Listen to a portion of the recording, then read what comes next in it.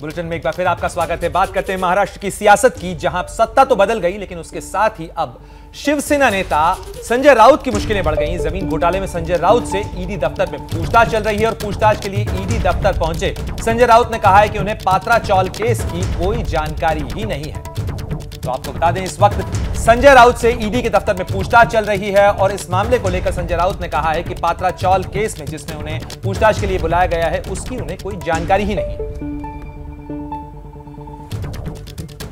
मुझे पत्रावाला चाल कहाँ है मालूम नहीं।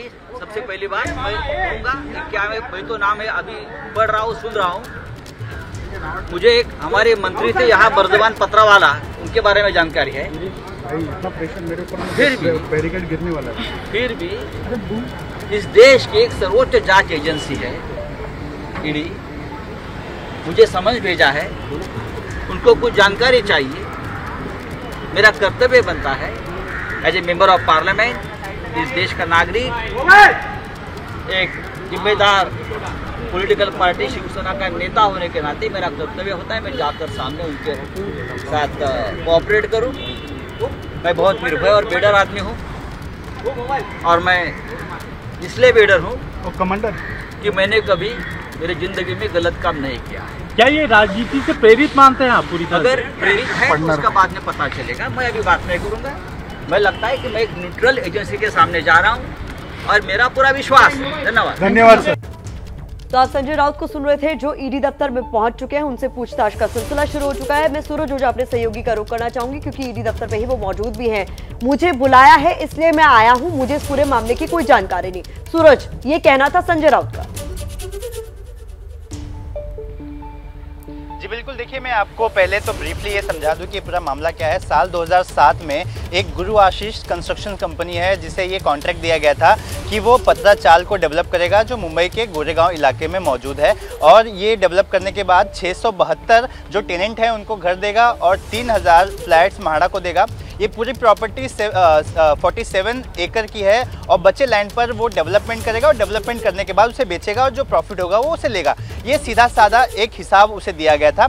लेकिन जो आरोप ये है कि गुरु आशीष कंस्ट्रक्शन ने वहाँ पे किसी भी तरह का कंस्ट्रक्शन नहीं किया और बल्कि उसकी एफएसआई और जो वो पूरा प्लॉट था उसे 8 अलग अलग बिल्डरों को बेच दिया।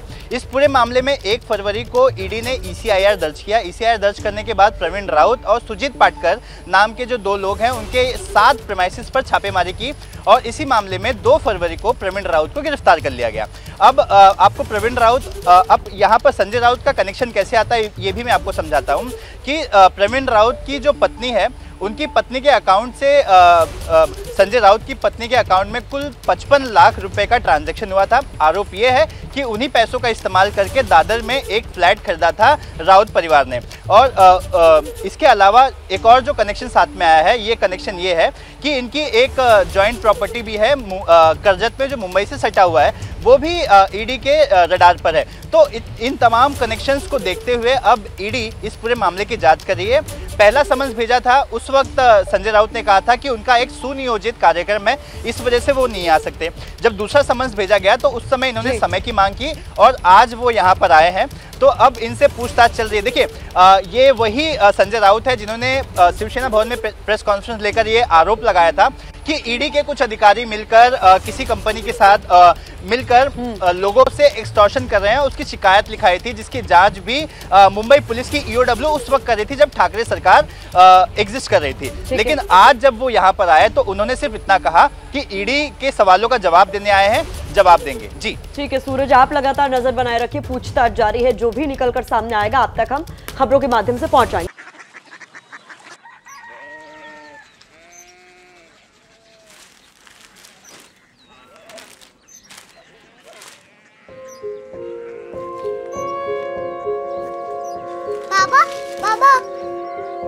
कोरिया सिटी जानी ना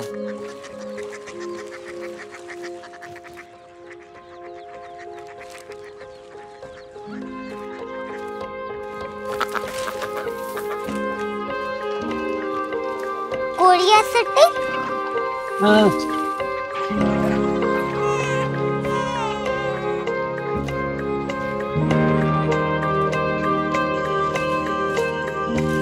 कोरिया सिटी कहाँ पे है?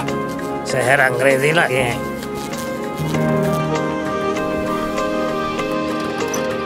Korea city.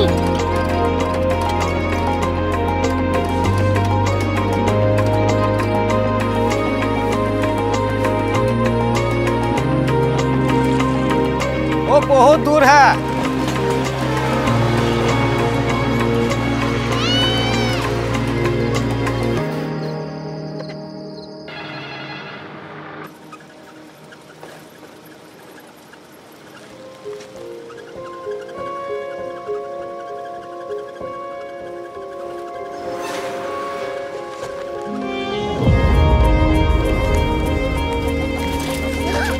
Korea city.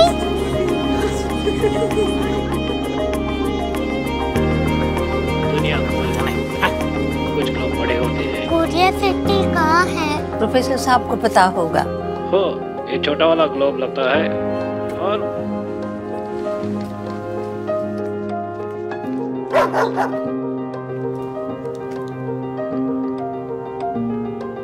पता नहीं, मेरी बेटी से जाके मिल लो, शायद उसे मालूम हो।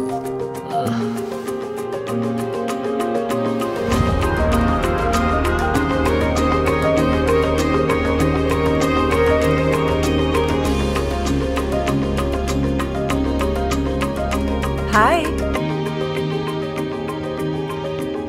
बाबा ने भेजा है। Come here.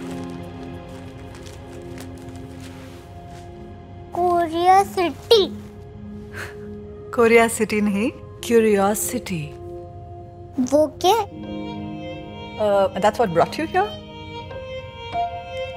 जो तुम्हें यहाँ तक ले आया। क्यूरियोसिटी।